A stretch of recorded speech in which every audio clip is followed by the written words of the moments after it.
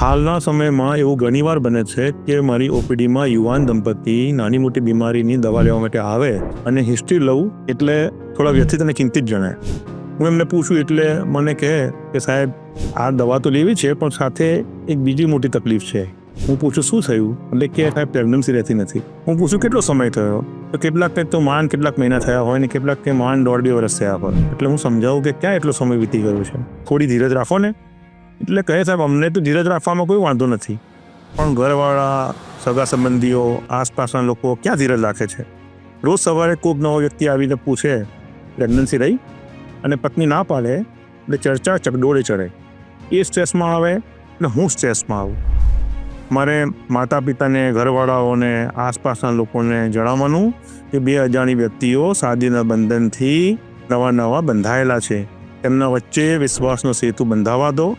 ઘણા બધા પ્રશ્નોનો ઉકેલ તો એ લોકો જ લઈ આવશે.